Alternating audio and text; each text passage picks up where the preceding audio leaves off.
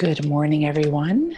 Welcome to the end of our first week of the 4 weeks of Advent.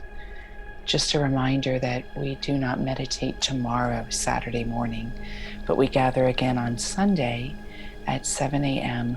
for a longer period of reflection and meditation. And that will be a half hour.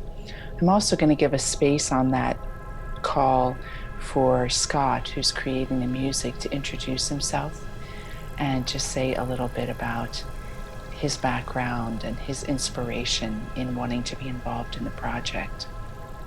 So, this, like each of the topics, is an incredibly rich topic to me.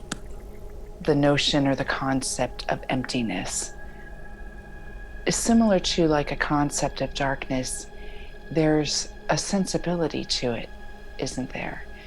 If you say the word empty, I feel empty. It was a time of emptiness. If we refer to it in these kind of personal states, I don't know about you, but that's not always very comfortable. It seems to me as human beings, because we have senses and we have cognitive functions and we have desires and we have so many qualities and aspects to being human, there seems to be a natural propelling force to be full. And even Jesus himself, if you read in one place in the gospel, says, I have come that you may have life and have it to the full. So what then is emptiness in the process of us being full as human beings? I had my first experience of this. In fact, it's been a life lesson for me. I had a very traumatic event when I was 1.5 years old. And in that terrifying event, I was plunged existentially into a sense of void and nothingness and emptiness. I not only felt complete emptiness and nothingness, but I felt I was that as well. My sense of security in being was really called into question.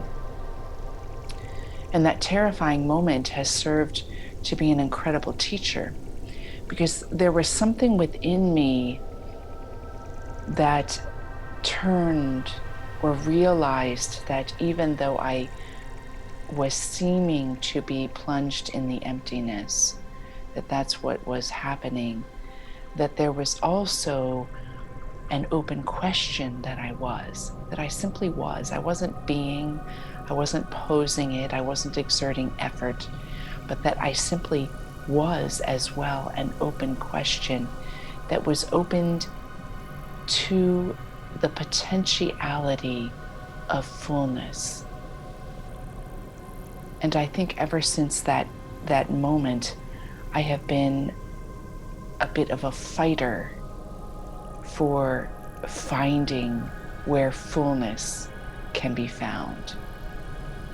If you look at the word empty, it hasn't been around very long. It came about in the 1200s, and it was first used as a state or an opportunity for a human being to be at leisure or to be unoccupied. It was even used in relationship to being married or not. So if you were unmarried, you were actually empty, which was probably referring to your home being empty. But 100 years later, maybe 200 years later, you had a Germanic influence. And this brought in a connotation to the word empty as being ability. There was an influence then of the Greek, not long after that, modern Greek, of adios, and that's A-D-E-I-O-U-S. And this was freedom from fear.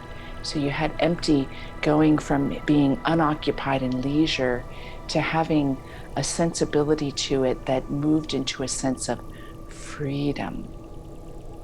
Another definition of the word in another language is destitute of effort or force. That's interesting because our freedom comes about when we are no longer propelled by the force or effect of our unconscious. And I was reading somewhere last year where it's generally held that most human beings are about 5% conscious, that we are 95% unconscious, which means our motivations, our actions, our dispositions are forced from the unconscious. There's an influence, there's an effect. And so this emptiness had a sensibility to it of being destitute of effort or of force. It's worthy to take this on. It's worthy to see what effect does the word have upon you of emptiness, and what could be the paradoxical nature of emptiness. I mentioned that it has been a lifelong lesson for me, one that has led me to despair, one that has led me to the ultimate fullness, and a matrix wherein I continue to discover myself. I remember when I was 6 or 7, and similar to most children, I loved candy. And each week we would get an allowance, and we would go down to the candy store and spend the entire allowance on all the candy we could possibly get. And I remember I used to eat all that candy within a day. There was nothing in me that wanted to save that candy.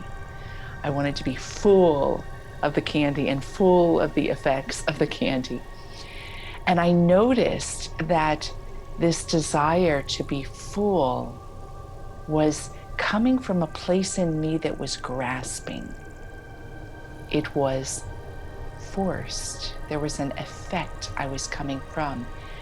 And I thought, I don't want to be propelled by that feeling. So what I did is I would get the candy and I would just set it all out and I wouldn't eat it. And I loved the feeling of freedom. It was just delightful to not act on the propelling force of having to have the candy. But I was young and I was immature, and I vacillated between a real freedom and then a filling up of myself of this mastery, this I'm free of the candy feeling. And I noticed immediately that right when I switched into the fullness of my mastery, I was once again a slave. It was a beautiful dance with the candy of noticing my impure forces at play, and to begin to do the dance where I was acting from a place of freedom at all times. This, I believe, is the emptiness that we are being invited into in all moments of our growth, but in particular in Advent. So this morning's meditation is going to be a sitting as an open question, a sitting in the silence. And emptiness is something that we can only recognize that we are experiencing. Our minds can cultivate the habit or skillfulness to direct us that way. Our feelings, we can step away from our feelings over and over again. And oftentimes that will feel very empty, right? When we're feeling something strongly, or when we're thinking something strongly, oftentimes we go down that road with the thought or with the feeling, because there's something that fills us up about it.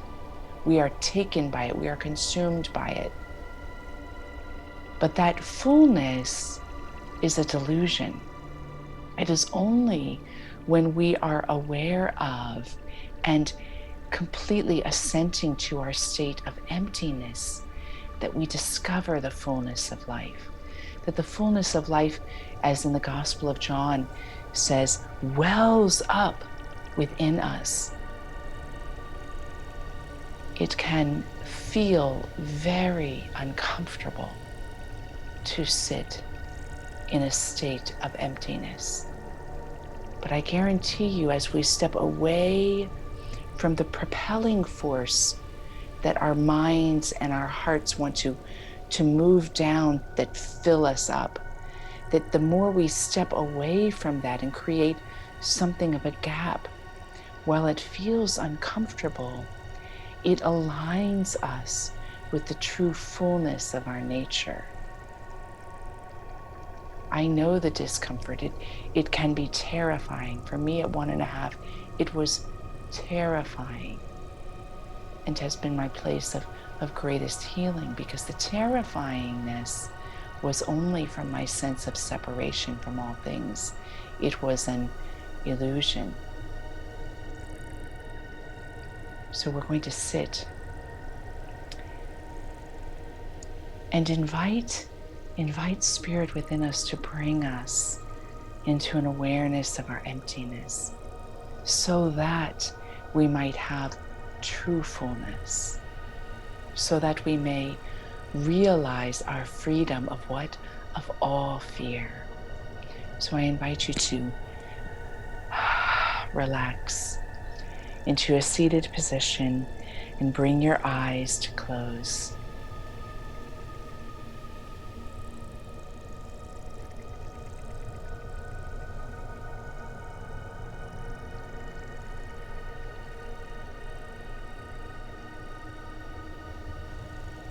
And with the eyes closed, become aware of your physical body and direct your inward gaze to the edges of the skin that seem to be the defining boundary of your physical body. I would like you in this morning meditation to sit with that.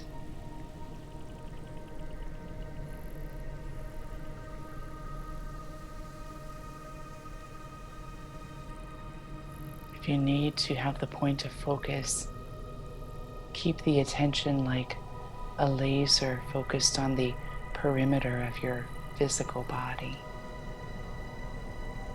And if you are able, let yourself shift into an awareness of you as a physical body sitting.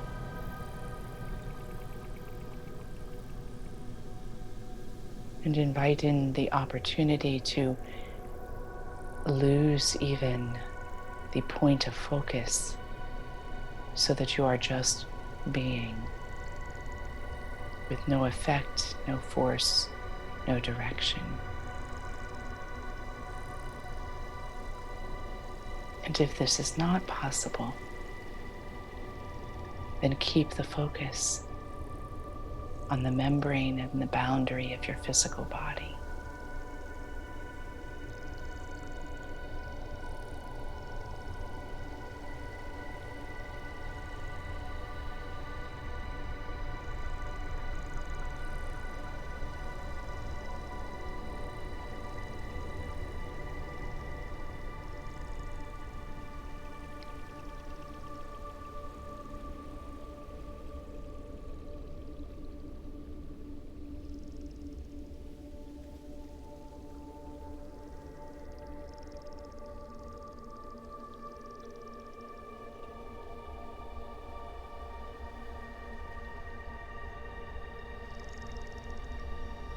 Let the sound affect the physical body.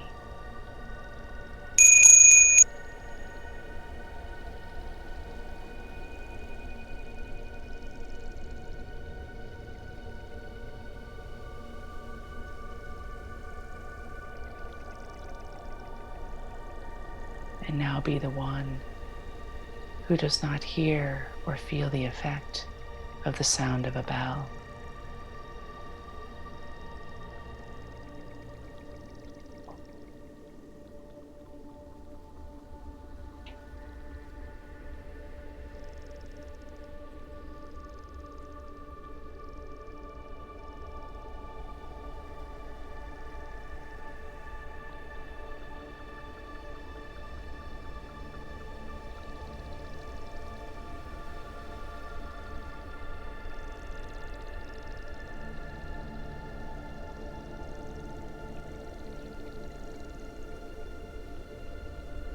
And let yourself now be the one that hears and feels the bell.